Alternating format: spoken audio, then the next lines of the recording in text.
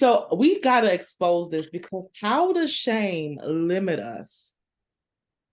Ooh, it limits us in the exact same way that you just said. I consider shame to be a trap because shame Yeah. causes us to isolate. It causes us to disconnect. And why I think it's a trap is because we end up getting the very thing that we don't want. So I'm going to avoid connecting on a deeper level with somebody because I think I'm unlovable. I think that I'm a failure, I'm unworthy.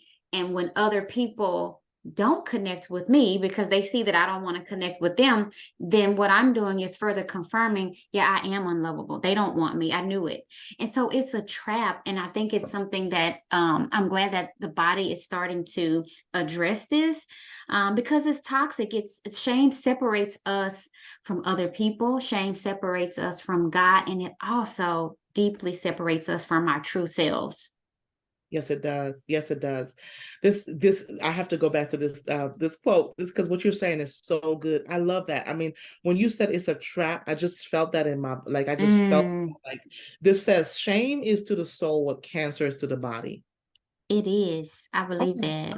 gosh. Oh my gosh. And so where, let's talk about where this shows up. Where did shame first show up in scripture? Where does it show Hmm. up in scripture?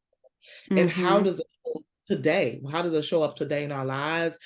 Specific examples, manifestations, Hmm. relationship issues, all the things. Yeah. When I started studying shame, of course, we know that it shows up first with Adam and Eve in the garden. In Yeah. Genesis chapter 2, where it talks about at first they knew no shame. And then once they sinned, that's when shame entered the picture. And so See. that's when it first shows up. And so it cause them to hide, which is what we're still doing today. Mhm. I also like that shame. There's another example of shame in Luke chapter 15 with the parable of the lost son, where the son is like, give me my inheritance now. He goes off, he squanders it. And then he comes to himself and he realizes, like, oh my God, like, what have I done? When he goes back home, he tells his father, I'm unworthy. Like, just hire me as a servant. Like, I'm not even worthy to be your son. Yeah. And I think we can all identify with coming to ourselves and realizing, oh my God, like I knew better.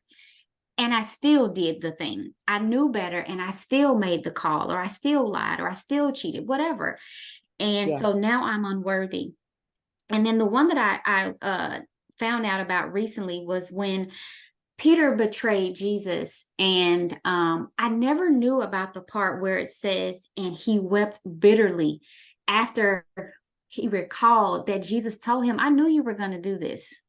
And he was like, Hmm. no, no. When he denied Jesus, and when he recalled that, it says, and he wept bitterly. Yeah. And so I imagine his shame of thinking, "Oh my God, I've let God down. I've let Jesus down. I've let myself down." And Hmm. so the way that it shows up for us now, it's different for different people. So for some people, their shame shows up in a way where they move away. So they kind of isolate, they're depressed. They do things secretly to self sabotage. It shows up in how we try to manage the shame with addictions, whether it's sex, food, drugs, alcohol. It shows up even in our body language, and we don't even realize that you're holding your head down. You can't even hold your posture up straight. You don't want to look people in the eyes. I've seen people hide their smile. And for some Hmm. people, they move towards other people as a Yeah. way of trying to deal with the shame, where they have poor boundaries and they people please. So, Hmm. in essence, what's going on unconsciously is I think I'm unlovable. If I can just make you happy and show you that I love you,